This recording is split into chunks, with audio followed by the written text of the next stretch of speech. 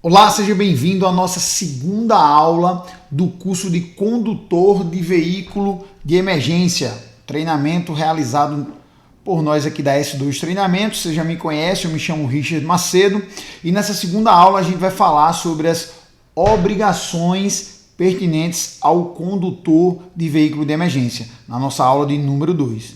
Então, com essas determinações da lei, os transportes de emergência nada mais são do que as ambulâncias, os veículos utilizados no policiamento, os veículos utilizados pelos corpos de bombeiro ou nas operações de trânsito, aqueles carros guincho que faz o transporte de um carro que ficou estacionado em local inadequado, enfim. Estes veículos, ao contrário do que muitos pensam, ele deve obedecer normas de trânsito do Código de Trânsito Brasileiro. Não é só porque esse veículo é um veículo de emergência que ele tem todas as precedências, ele pode agir como quiser no meio do trânsito. Não, ele também segue as exigências do CTB. Porém, em algumas circunstâncias, o próprio Código de Trânsito Brasileiro concede prerrogativas a esses tipos de veículo. Quando esses veículos estão em serviço de urgência e devidamente identificados por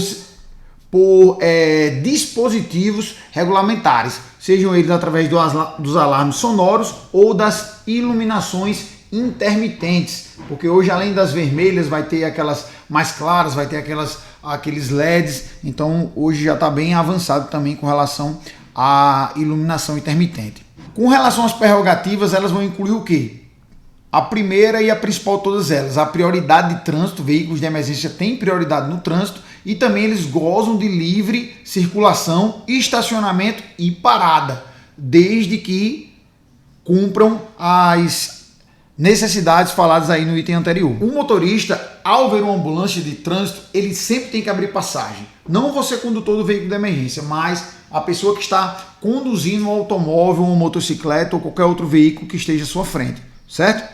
Então isso aí é uma prerrogativa importante de nós condutores de veículos de emergência.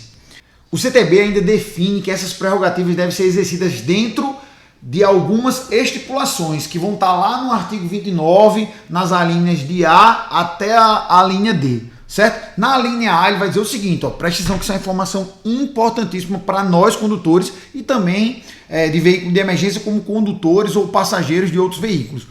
Quando os dispositivos estiverem acionados, os dispositivos que a gente falou, sonoros e intermitentes, indicando a proximidade dos veículos de emergência, todos os condutores deverão deixar livre a passagem pela faixa da esquerda. Anote isso aí no teu papelzinho, anote isso aí. Indo para a faixa da direita da via, parando se necessário. Então, se você não é o condutor do veículo de emergência e você está conduzindo outro tipo de veículo que não é um veículo de emergência, você tem que ir para onde? Você tem que ir para a direita da via, deixar a via da esquerda aberta para os veículos de emergência. E, se necessário, inclusive, você vai parar o seu veículo para os condutores de emergência. Se você sendo o condutor de emergência, você vai ir para a faixa da esquerda e aguardar os carros e os demais veículos irem para a faixa da direita. Os pedestres, ao ouvir o sinal sonoro, deverão aguardar no passeio, nas vias de circulação de pedestres, só atravessando a via quando o veículo já estiver passado pelo local. O uso dos dispositivos de alarme sonoro e de iluminação intermitente só poderá ocorrer quando da efetiva prestação de serviço de urgência. Então você não pode de maneira nenhuma estar andando com giroflex e sirene ligado enquanto você não estiver numa atividade de urgência ou de emergência, certo? Inclusive isso torna a VTR passível de multa, das sanções legais que estamos estudando inclusive aqui no Código de Trânsito Brasileiro. Na linha dele vai dizer o seguinte, a prioridade de passagem na via e no cruzamento, atenção, e no cruzamento deverá se dar com velocidade reduzida. Não é porque você está no veículo de emergência que você vai sair passando sinal e cruzamento sem atenção nenhuma, certo? E com os devidos cuidados de segurança, obedecidas as demais normas deste código. E aí presta atenção nessa informação importantíssima.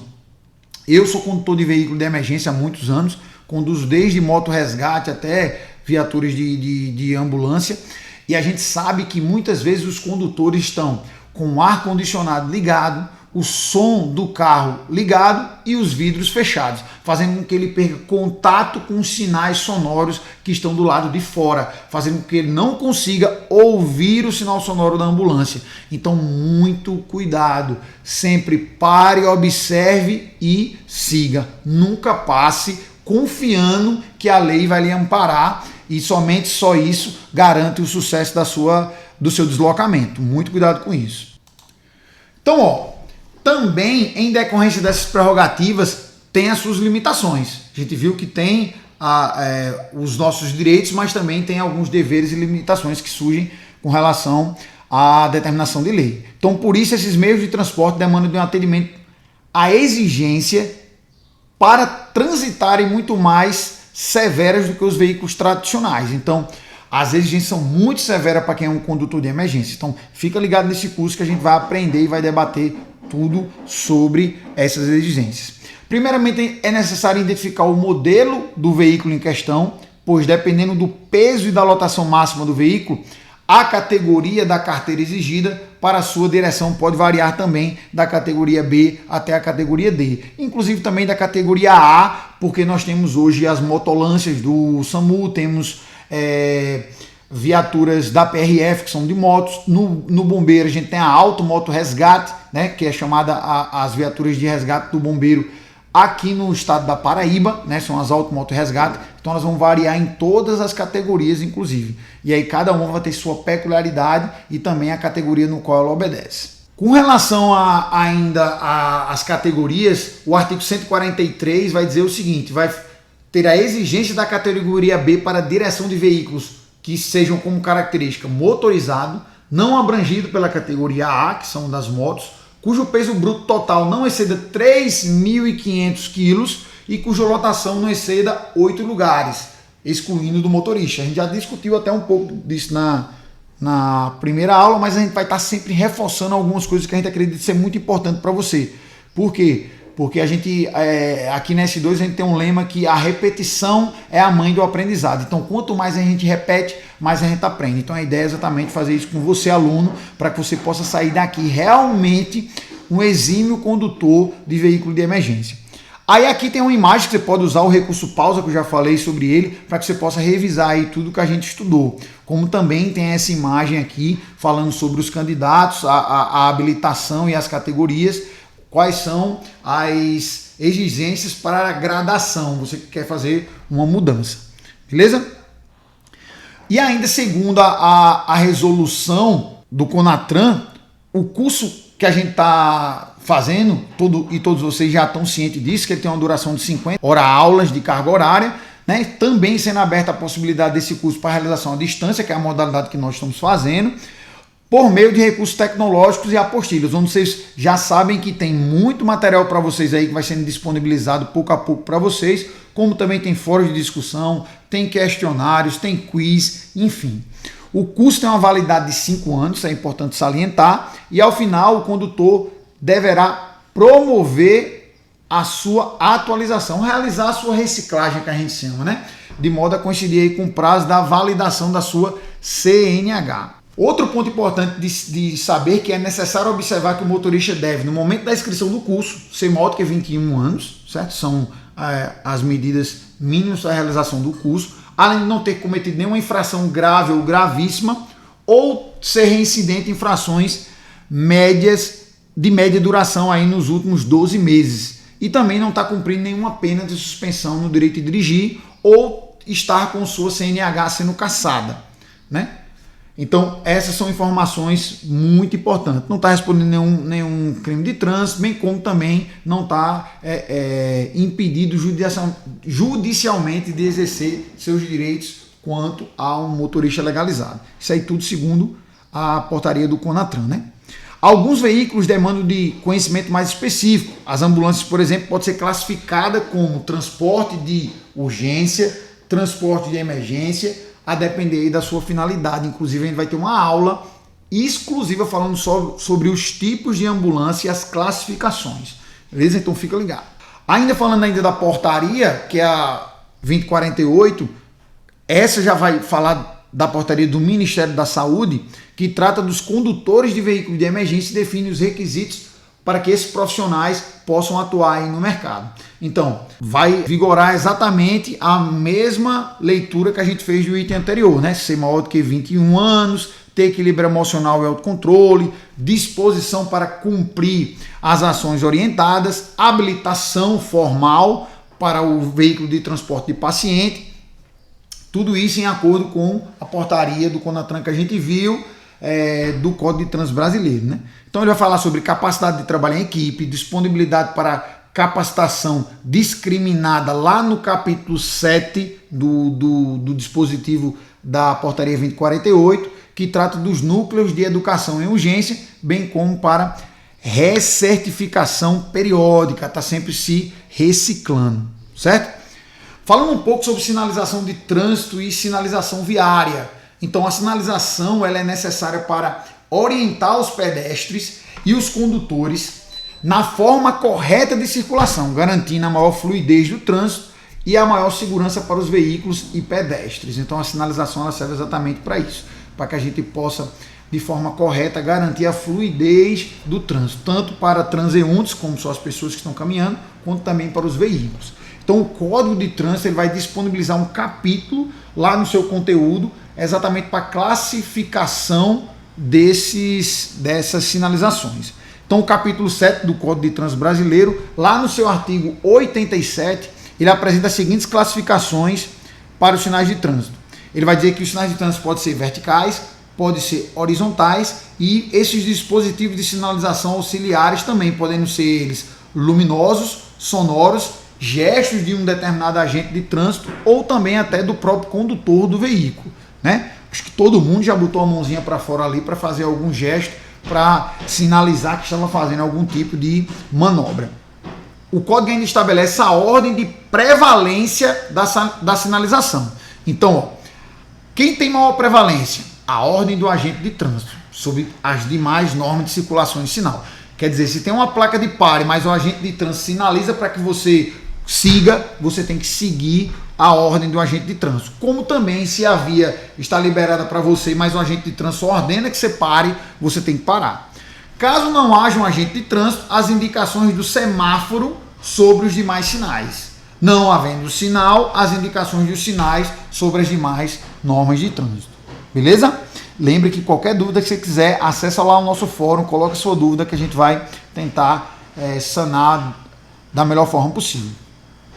A sinalização vertical é aquela cujo meio de comunicação entre a visualização, as placas e os pedestres e condutores, ela está na posição vertical. Normalmente numa placa fixada lá que a gente sempre vê na estrada, né? Ou suspenso sobre a pista, transmitindo uma mensagem de caráter permanente e eventualmente variáveis, quando está tendo uma obra, alguma coisa do tipo. A sinalização vertical classifica-se de acordo com a função, compreendendo os seguintes tipos. A gente vai ver aí alguns tipos de sinalização. Então, essa sinalização, ela pode ser vertical, como a gente viu, mas ela pode ter subcategorias. Ela pode ser de regulamentação, ela pode ser uma sinalização vertical de advertência ou uma sinalização vertical de indicação. Quando ela é uma sinalização vertical de regulamentação, é quando ela tem a finalidade de informar os usuários as condições, proibições, obrigações ou restrição de uso das vias. Suas mensagens não imperativas ou a respeito a elas constituem uma infração. Então você tem que respeitar essas placas. Por exemplo, uma da mais comum que a gente vê é a placa de pare, né? Essas placas que tem como fundo vermelho. Já uma placa de advertência, ela tem como finalidade apenas só alertar o usuário. Ela não é imperativa, ela não é uma exigência, mas ela quer só lhe alertar para as condições da via que pode estar potencialmente perigosa ou indicando a natureza dessa advertência. A exemplo, eu coloquei aí o ciclista, né, que a gente tem que ter aquela distância de 1,5 metro de um ciclista. Então, estou querendo advertir a você que se você visualizar um ciclista, afaste-se para no mínimo uma distância de 1,5 metro, certo? As placas de indicação, ela tem por finalidade de identificar as vias e os locais de interesse dos condutores, bem como orientar os condutores de veículos quanto aos percursos que eles devem tomar, os destinos, as distâncias e os serviços auxiliares que eles podem encontrar. Por exemplo, um hospital mais próximo, um hotel mais próximo, enfim, podendo ter como função a educação do usuário também, certo? Use o cinto de segurança, reduza a velocidade, em chuva, tal, enfim, belezinha? Já as sinalizações horizontais são as sinalizações de solo. Ela se utiliza de linhas, marcações, símbolos e legendas. Geralmente elas vão estar ali todas pintadas ou apostos nas vias, como função de organizar o fluxo de veículo, maximizando o espaço disponível das vias, orientando em situações de condições adversas ou auxiliando na redução de acidentes e transmitindo mensagem aos condutores e pedestres. Você vai ver que muitas vezes tem aquela mensagem de pare no solo, né? Tem aquela imagem, como vocês estão vendo aí, de uma bicicleta, tem também a faixa de pedestre, então todas elas têm essa ideia de transmitir uma mensagem para a gente, condutor ou também pedestre. Aí vão ter as linhas de fluxos opostos e as linhas de fluxo do mesmo sentido, né? E aí isso a gente aprende lá quando a gente tira a nossa habilitação, que vão ter ali as de fluxo opostos simples, seccionada, ela duplo contínua, né, que não se pode fazer ultrapassagem por nenhum dos lados, ela contínua e seccionada, querendo dizer exatamente que você pode fazer ultrapassagem por um lado, mas não pode fazer pelo outro lado da via, ou ela duplamente seccionada, certo? Já nas de mesmo sentido, ela pode ser contínua ou unicamente seccionada, certo? Aqui são mais alguns exemplos de sinalizações horizontais, né? A gente pode ver a identificação dessa sinalização horizontal. Então, ela pode apresentar algumas características e variações exatamente no que diz respeito ao formato dessas sinalizações e também às suas cores. Então, ó, vamos lá. As faixas brancas em via do mesmo sentido, faixa de pedestre, delimitação de estacionamento, pinturas e símbolos e legendas. Já as faixas amarelas são usadas em vias de mão dupla, onde gera proibição do estacionamento e marcação de possíveis obstáculos que existam. Já a sinalização vermelha, ela visa delimitar ciclovias e símbolos de emergência, hospital, farmácia, estacionamento de emergência, enfim. Já azul são símbolos de áreas especiais, geralmente para embarque e desembarque de viatura, embarque e desembarque de veículos de transporte de carga, enfim. Já quando a gente utiliza a cor preta ela tem por objetivo dar um destaque, dar um contraste entre o pavimento e a pintura. Então a ideia aí da coloração preta é essa. Aqui ainda mais uma imagem falando sobre as faixas amarelas e sua representatividade em relação a fluxo, né? Fluxo oposto, né? Faixa simples ou faixa continuada ou faixa simples seccionada. Aqui também tem mais uma imagem da faixa dupla contínua, que a gente citou já anteriormente, a faixa dupla, uma parte contínua e outra seccionada, exatamente que vai dizer para nós qual lado da via pode ou não fazer ultrapassagem, ou uma faixa dupla seccionada aí, geralmente a gente vê muito em BR, assim? Então, dispositivos de sinalização auxiliares, é importante lembrar que eles existem. Então, eles são os elementos que são aplicados à via com o objetivo de aumentar a percepção da sinalização, ou fazer com que o condutor possa ver de longe, reduzir a sua velocidade, oferecendo aí uma proteção tanto para usuários, pessoas que estão atravessando a rua, como também para um determinado tipo de obra, alguma coisa, para que nos alerte sobre uma possível situação de perigo para nós condutores e também para os pedestres. Então são constituídos de forma de cores diversas e dotados ou não de faixa reflexiva ou sinalização horizontal reflexiva também, certo? Os sinais luminosos, que são as sinalizações através do semáforo, né? Quais são a regulamentação para ela? Então ela tem a função de efetuar o controle do trânsito, parada, siga, atenção, aquilo ali que a gente sabe já muito bem, efetuando alternadamente o direito de passagem dos vários fluxos de veículo ou de pedestre. São os famosos sinais de trânsito, né? Os semáforos, né? Aí tem a sinalização semafórica de advertência, que tem como função advertir a existência de um obstáculo ou de uma situação perigosa. A gente encontra muito isso dentro das cidades hoje e também nas BRs, que é exatamente aquela sinalização de semáforo que tem por intuito regulamentar a velocidade da via, 50 km por hora, 60 km por hora, 80 km por hora, você vai ver ali aquelas luzinhas semafóricas lá piscando, inclusive algumas medindo a velocidade que os veículos estão passando, né? Então elas compõem de duas ou mais luzes, geralmente de cor amarela, e seu funcionamento intermitente ou piscando alternado, no caso de indicação aí de cores diferentes. Relação aos sinais sonoros, eles são sinais realizados pelo agente de trânsito, e aí é de único e exclusivo o uso do agente de trânsito, e tem por função orientar situações relacionadas à fluidez do trânsito. Ele está ali querendo fazer o controle do trânsito quando há alguma coisa que impeça ou tem um alto fluxo de trânsito e ele precisa intervir em algumas situações. Então ele ela geralmente é utilizado juntamente com os sinais gestuais, né? Por exemplo, aí aqui você pode dar pausa, dar uma olhada aqui nos sinais, vamos pegar só 2 exemplos aqui, ó. O primeiro, um cívio breve, então está dizendo atenção, siga, né? Ou mudar a direção do trânsito, geralmente, né, para utilização. Vamos lá para o último, né? 3 cívos longos, aí, condutores apostos, né? Atenção, o significado dele ali, né? E a sua utilização nos estacionamentos, a portas de teatro, campos desportivos e etc, né? Então são cívos mais longos aí, enfim. Os gestos de trânsito do condutor, né, como eu falei, eu acho que todo mundo já fez algum tipo de gesto, né? Eles correspondem ao movimento convencional dos braços para orientar e indicar o direito de passagem dos veículos. A sinalização dos agentes prevalece sobre as regras de circulação, a gente já falou sobre isso, e as normas definidas por outros sinais de trânsito, certo? Então a gente já viu isso aqui, né? Então, por exemplo, você está lá dentro do veículo de emergência, por algum motivo você acredita que não está sendo tão incisivo na manobra que você quer fazer de dobrar a esquerda. Então estica o braço todinho, você vai dobrar a esquerda.